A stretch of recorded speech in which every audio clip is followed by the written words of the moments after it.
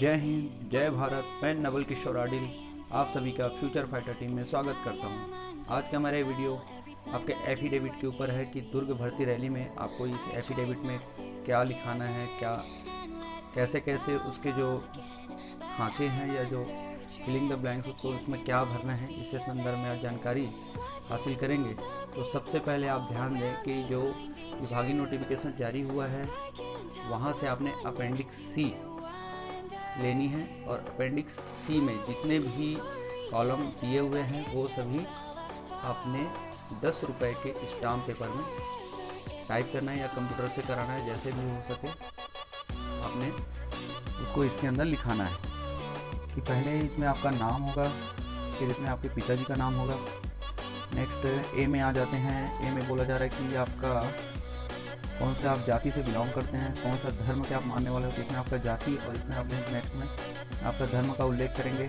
Right side में देख पा रहे हैं पासपोर्ट साइज का फ़ोटो, जिसका साइज भी दिया हुआ है 3.5 × 4.5 सेंटीमीटर, तो ये आपने एक फ़ोटो भी लगानी है। नेक्स्ट पॉइंट है इसमें परमानेंट होम एड्रेस, इसमें आपके पिताजी का नाम, हाउस नंबर, कौन से गाँव के आप रहने वाले हो, तहसील क्या है, डिस्ट्रिक्ट और स्टेट, इस तरह से जहाँ पे आपका परमानेंट एड्रेस है वो आपने यहाँ पे फिल करना है। जहाँ के आप मूल निवासी प्रमाण पत्र दे रहे हो और जो एड्रेस है उसमें वही एड्रेस यहाँ पे भरना है।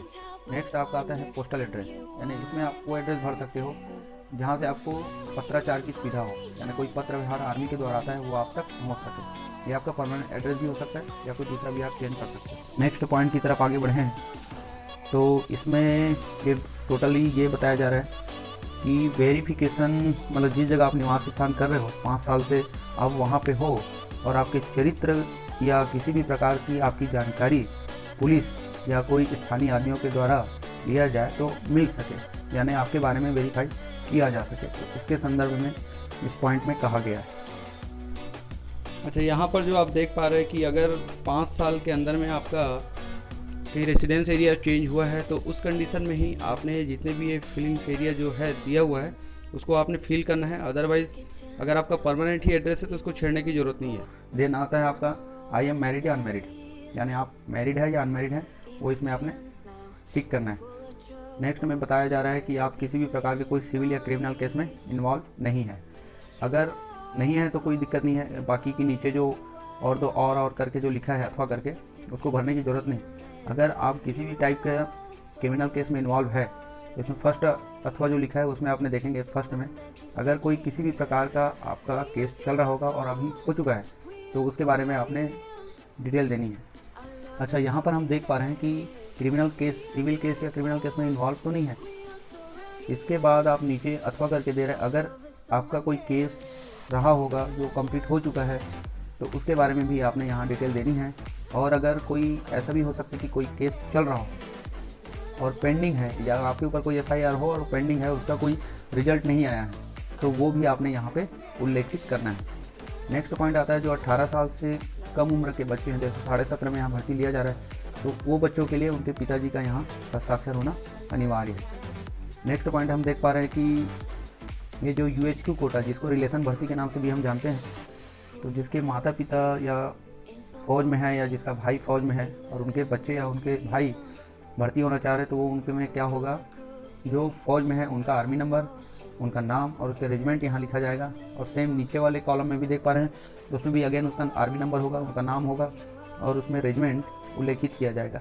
नेक्स्ट पॉइंट आते हैं हमारा तीसरे नंबर पॉइंट पे आ जाते हैं। I am attending the recruited railing base of domicile certificate issued by. यहाँ पे बताया जा रहा है कि आपका जो मूल निवास प्रमाण पत्र है किसके द्वारा इशू किया गया है और इसमें सीरियल नंबर और सर्टिफिकेट का नंबर डालना है। डेट ऑफ इशू, कौन से डेट में आपका इशू हुआ है, वैलिडिटी कब तक है और इसी अथॉरिटी, उस अथॉरिटी का नंबर यहाँ पे देना है या अथॉरिटी यहाँ पे बताना है कि किस अथॉरिटी पे आपको ये मिला है। इसमें चौथे नंबर कॉलम में ये बताया जा रहा है कि इसके पहले भी अगर आपके पास कोई मूल निवास प्रमाण पत्र है या कोई कहीं जगह का है या कोई दूसरे डिस्ट्रिक्ट के नाम पे बना है तो उसका भी आपने यहाँ पे उल्लेखित करना है, जिसमें सीरियल नंबर के बाद डिस्ट्रिक्ट, इशूड बाई यानी किसके द्वारा इशू हुआ था, इशूइंग डेट कब हुआ है और प्रेजेंट स्टेटस अब यानी वैलिड एक्सपायरी कब तक उसका है वैलिडिटी, वो यहाँ पे उल्लेखित होगा इस वाले कॉलम में। और अगर नहीं है तो फिर इसको इस कॉलम को छेड़ने की जरूरत नहीं, कुछ भरने की जरूरत नहीं। नेक्स्ट कॉलम में आते हैं नंबर 5 वाले में, I hear by cut till the 10, यानी इससे पहले भी अगर आप कोई आर्मी रैली कंडक्ट हुआ या भाग लिया उसमें तो उसके बारे में यहाँ पे भरना है। जैसे recruiting rally venue, army recruitment office कहाँ पे हुआ था वो भर्ती, या मंथ एंड ईयर कब हुआ था, कैटेगरी किस में आप किए थे, जीडी में किए थे, नर्सिंग असिस्टेंट किया, टेक्निकल साइड से किस साइड से किए थे वो यहाँ पे लिखना है। और उस टाइम जब आप ये भर्ती कंडक्ट हुआ तो उस टाइम कौन सा डोमिसाइल सर्टिफिकेट दिया था उसका एड्रेस के साथ यहाँ पे लिखना है। लास्ट यहाँ पे जो पॉइंट है इसमें ओवरऑल ये बताया जा रहा है कि जितना भी आपने डॉक्यूमेंट के बारे में या जितना भी आपने यहाँ डॉक्यूमेंट सबमिट किया है वो सभी सही है, कोई भी प्रकार का त्रुटि नहीं है। अगर इसमें कोई भी प्रकार की त्रुटि या मिस्टेक पाया गया तो इसके ऊपर आपको अगर सर्विस लग भी जाती है तो डिसमिस फ्रॉम सर्विस, यानी आपको सर्विस से निकाला जा सकता है और आपके ऊपर FIR करके कानूनी कार्रवाई की जा सकती है। ये इसका टोटल कहने का मतलब ये है। फिर इधर लेफ्ट साइड में देखें सिग्नेचर ऑफ नोटरी, इसमें सिग्नेचर होगा नोटरी का, और सिग्नेचर ऑफ कैंडिडेट, इसमें आपका हस्ताक्षर होगा। इस तरह से यहाँ जितने भी आप डॉक्यूमेंट सबमिट कर रहे हो आप हमेशा यही कोशिश करें कि बिल्कुल सही और सत्य वहाँ पे दिखाए, क्योंकि वेरिफिकेशन के दौरान यही सब चेक किया जाता है और बाद में फिर आपको काफ़ी मुसीबत का सामना करना पड़ सकता है। तो आज का हमारा एफिडेविट के ऊपर का वीडियो यहीं तक। इसी के साथ जय हिंद, जय भारत।